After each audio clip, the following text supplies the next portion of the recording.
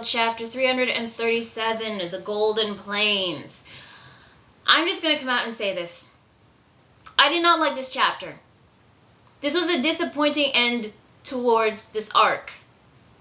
If you guys love this chapter, or if you're a huge fairy tale fan, please do not watch this video because there is going to be some bashing and probably some ranting. I'm just going to come out and say that. Also, some news from Hiramashima. Within the next 2 weeks, we're going to get a span of 6 chapters, 3 for each week. Not only that, but they're going to be accompanied with color pages. And not only that, in the 8th issue, on July 20th, there is going to be a special chapter. Now, I don't know if these next couple of chapters will be the next upcoming arc of Fairy Tail, or they could be just side stories. Anyway, let's get on with the chapter. So the chapter begins with the Eclipse Gate being destroyed, and because, you know, according to Future Lucy's diary, if the Eclipse Gate is destroyed, Future Rogue will go back to his timeline, while the dragons will go back to their timeline. I don't know if that's how it works. I mean, it's basically saying that if Marty McFly goes back in time with the past, but the DeLorean gets destroyed and then he goes back into his timeline, can that work? It's kind of complicated when you get to time travel, but in this case, Fairy Tail, it works because, you know, if the Eclipse Gate was destroyed in the present, that means in the future, Future Rogue couldn't use the Eclipse Gate to go back in time and bring back the dragons. Anyway, we see some of the dragons starting to glow. By the way, Mother Gria is the only dragon that has been defeated. I mean, sure, he doesn't die, but the dragon got defeated. And it was by Natsu. While the rest of the dragons, they don't even get beaten by any of the dragon slayers. Only one freaking dragon lost. Anyway, Atlas Flame, Mother Gria, Zilkonis, their bodies start glowing, means they're going back to their timeline. Of course, Zilkonis is really pissed that he's losing to a bunch of puny humans, but Hisui goes up to Zilkonis, and she said that she's sorry because she's the one responsible for getting the gates being built, for the dragons coming into this timeline, and disrupting the time flow. She introduces herself to Zilkonis. Hisui is Japanese for jade, which is the same color as Zilkonis' body. So, Zilkonis is really intrigued by this. He's like, so your name means Jade, and my body is the same color as your name, huh? Jade Dragon. That's got a nice ring to it. You know what? I'm gonna call myself the Jade Dragon, yeah. But of course he gets pissed and he's like, damn it, I got tricked. And then he disappears. The Jade Dragon, the name that he got, wasn't because of he had some sort of jade magic or anything like that. No, it was because the color of his body was the same as the name of Princess Hisui. He just thought it would be a nice name to call himself that. Bye-bye, Zilkonis. Glad you're going back in time, you perverted son of a bitch. If you guys think I'm being harsh, but he was the reason that Lucy was naked again for the umpteenth time. All the dragons go back in their time. Atlas Flame says goodbye to Natsu, saying that he'll never forget him. Natsu also says, thanks for your help, uncle, and then he's gone. Poof! Not only all 7 dragons are gone, but also the Cyber Meta dragons also disappear. But when we get to Gajiel and Cobra, they're really disappointed. Because according to Mavis, not a single dragon slayer managed to defeat any of the dragons. Well, if they mean defeat by killing, then that is true. Because Mother Gria was the only dragon to be defeated, not killed, but defeated by Natsu, because Natsu's the main character. I didn't really care if the Dragon Slayers didn't defeat them. I was looking forward to seeing them fight the dragons. And that's one of the problems of this chapter, because we only got to see tiny portions of them fighting the dragons. We didn't get to see, like, any new abilities that they used to defeat them, or, I mean, Cobra was there. Cobra came back, and I was really hoping to see him use some Poison Dragon Slayer magic. But no, we didn't get to see that. I mean, no, we didn't even focus on each dragon slayer fighting the dragons. No, we only got like a little bit throughout the entire arc. Throughout the entire time, the dragons appeared. And then when we get to Rogue and Sting, of course, they're even disappointed that they didn't defeat a dragon. I guess the one good thing you could say about this is that it shows that the dragons are at a really high level, even though they're not as close as Acnologia, which means that we might get a potential training arc for the Dragon Slayers, or portions of it. I don't know. It means that they'll have to train. Rogue is like, you know what, let's not be depressed about it. We won, that's all that matters. We saved our comrades. The world is saved. We won. And yeah, you get to see panels of everybody celebrating. Alright, and then you come back to future Rogue. His body is also starting to glow, which means he's going back into his timeline. Maybe his timeline will be altered or changed. I don't freaking know. We don't even get to see his timeline or future Lucy's timeline for that matter. But at least we got one good thing out of this. We actually learned why future Rogue did all of this. You know that shadow that possessed Rogue once? Turns out that shadow wasn't really future Rogue. No, Shadow was a shadow. The darkness within him that tried to consume Rogue many times. Okay, so if future Rogue is not the shadow, then what is the shadow? If it's like the darkness within his heart, but okay, but how does that even work? I mean, is this a side effect of learning Shadow Dragon Slayer magic? I mean, does everybody have a shadow like this, or is it just specifically Rogue because he's a Shadow Dragon Slayer? The shadow constantly tried to possess or consume future Rogue. But then on the day that he lost Frosch, which was, by the way, a year from now, was when he finally was consumed by the shadows. And when he was consumed by the shadows, he did all of this. That is freaking right. Going back in time, trying to get the Eclipse Gate ready within 7 years. Bringing back 7 dragons 400 years from the past. Causing an invasion, killing as many humans as possible, so that he can kill Acnologia with the dragons, because dragons can kill dragons apparently, so that he can become the new Dragon King. All of this because Frosch died? A fucking Exceed? Oh, and don't get me wrong. I mean, yeah, Frosch is a good friend to Rogue. Yeah, I get it. I know a lot of you were gonna say, oh, but Frosch is more than a pet. He's a good friend, a good comrade for future Rogue. Yeah, I know that, but the loss of a pet, of one friend, is not worth doing all of this shit. Because all this chaos and destruction, the altering the timelines, because the freaking Exy died, because of this, he was finally consumed by the shadows, and he's like, I'm evil. He killed freaking Sting and stole his Dragon Slayer powers. Because Frosch died. Future Rogue lost one friend. Yes, I understand that Frosch, it was really important to him, but it's not worth doing all of this. Being possessed by the shadows, it just made him weak. It just proves how weak-willed he was when it came to the shadows, because he has more than one friend. He still had Sting. He still had other people. Hiro Mashima, congratulations. You made a villain even worse than Obito. And yeah, Obito, yes, he did all of the things he did because Rin died. Because of Rin's death, even though he specifically knew why she did it, why she died, he was in so much denial over the fact that Rin died. He couldn't accept that reality. He'd gone all cuckoo and decided, no, I'm going to create my own reality. Now, I know that each person lost somebody he cared about, but the difference is Obito lost a human, a friend, somebody he cared about, someone close to him. Yes, Future Rogue did lose someone that was close to him, but it was a freaking Exceed. An Exceed.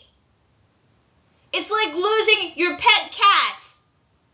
And you're like, screw it, I'm going to cause all this chaos and destruction in timeline because why the hell not? I lost my X-Seed. I lost my pet. And yes, Future Rogue considers Frosch as more than a pet, as a friend, as a part of his family. I get it. But losing one person is not worth causing all this chaos and destruction and disrupting the timelines.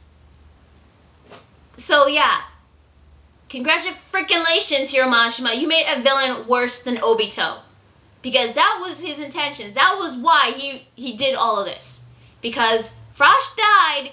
He was so weak-willed over the loss of Frosch. He was consumed by the shadows. He killed Sting to obtain his White Dragon Slayer magic. Went back in time to prepare 7 years for the Eclipse Gate. Brought back 7 dragons 400 years from the past. All this so he can kill Acnologia and kill a couple humans because why the fuck not? So that he can become the new Dragon King. Because an X-Seed died. A fucking X-Seed. I don't hate Frosch or anything, but seriously, that is not worth all of this. Okay, I'm sorry for the rant. It's just, god damn. Okay, anyway.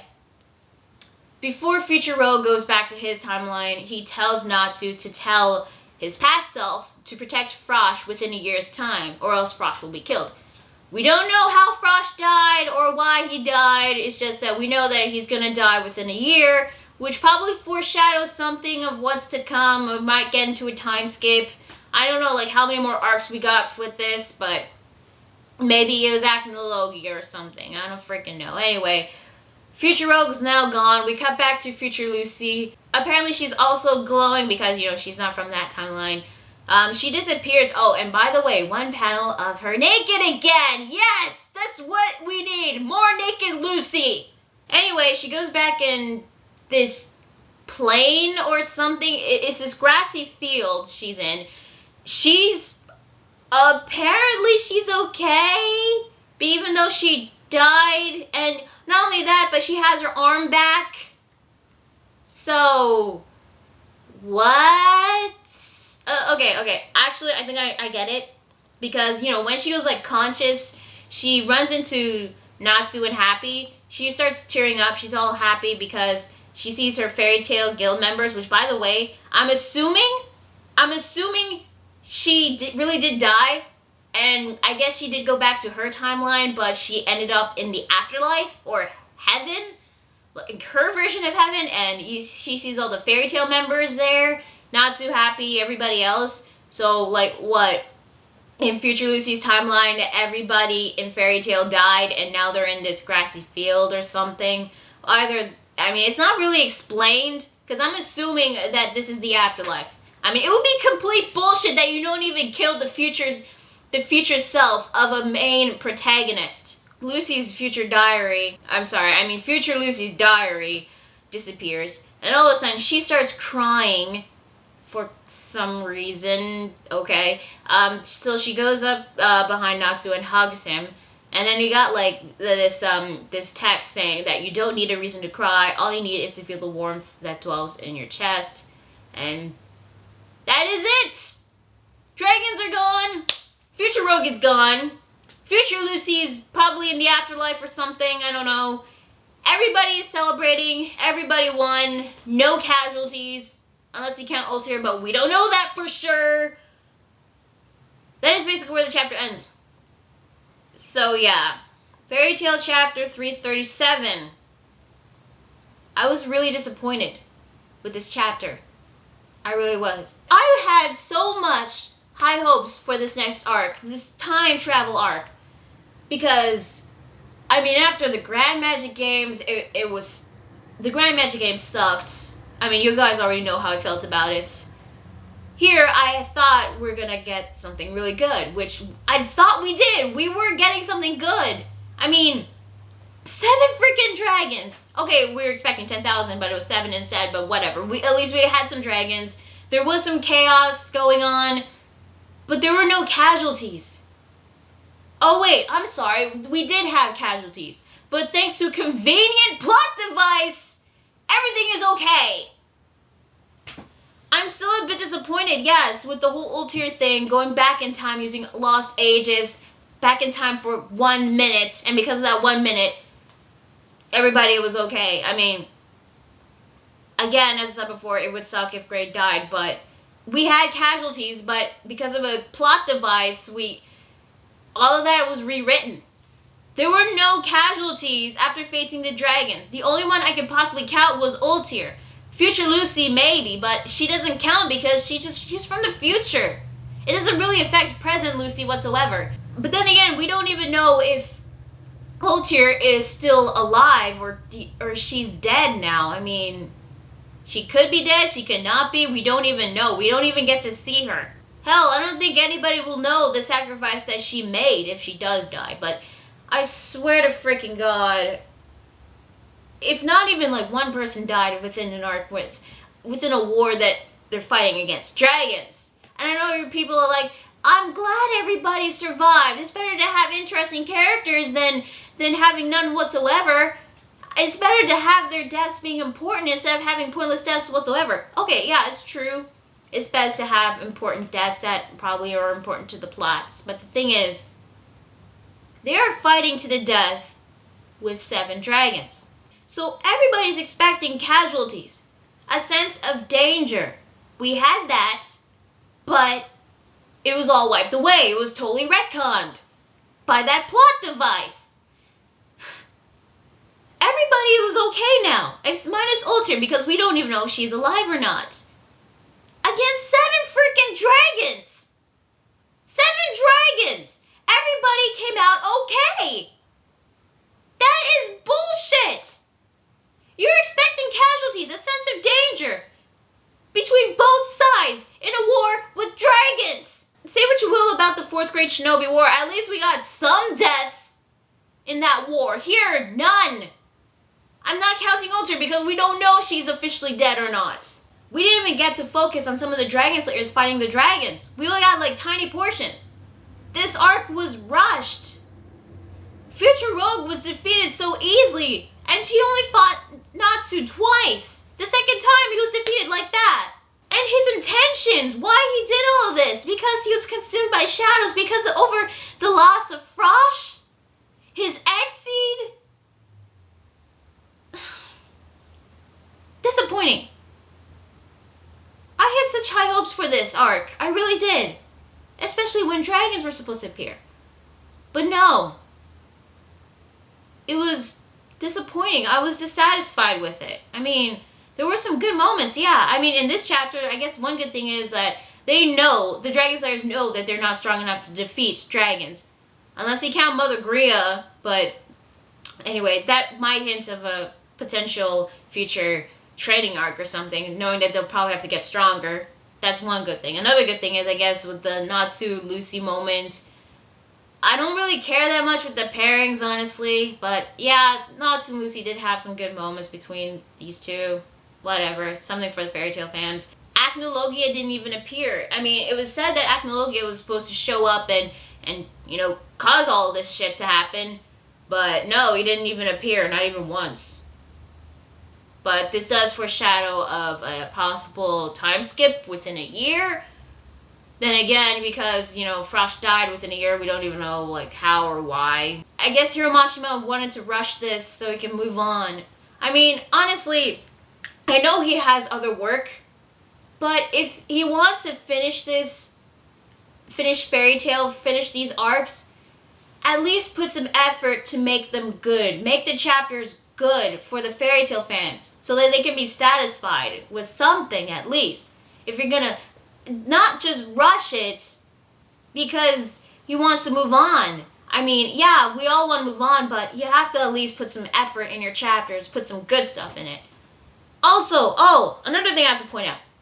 Future Lucy's diary. That was another convenient plot device right there, because that future diary said, Future Lucy's diary, I keep calling it future diary, what the hell? That diary said that the only way for everything to go back to the way it was would destroy the Eclipse Gates. I still don't know, like, how the hell Future Lucy knew about this. She probably did some research, but when? She only appeared a couple of days before this happened? How did she figure this out? Maybe she did some research in her timeline. We don't even know. We don't even get to see Future Lucy's timeline. We don't even get to see Future Rogue's timeline, how they looked like, what happened there. No, we didn't even get to see that at all. This is going on long enough. So you already know how I felt about this chapter. Disappointing. It was rushed.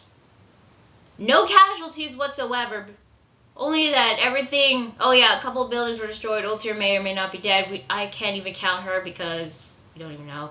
Future Lucy's probably dead in the afterlife or something because it would be total bullshit if she doesn't stay dead.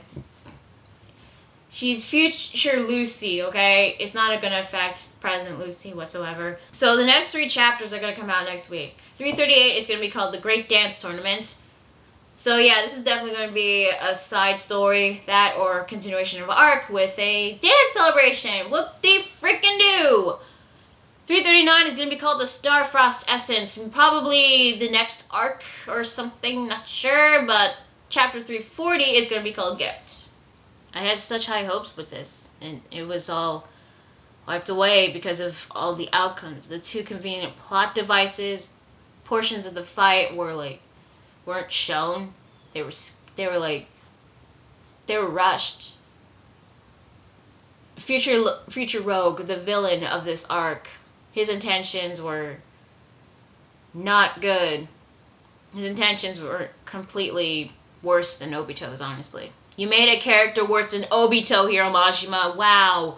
Okay, tell me guys what you think about this chapter in the comment section down below. Also got a Facebook fan page, so check that out. Also like the video if you like it, and subscribe for more videos if you like my channel. I got some thinking to do, whether I want to really continue with this. It's moments like these where I just think that I should just drop it. Because what's the point of going through all this if I'm going to be disappointed in the end? So yeah, this has gone long enough. I'm Lunar 27, and I'll see you guys later. Bye.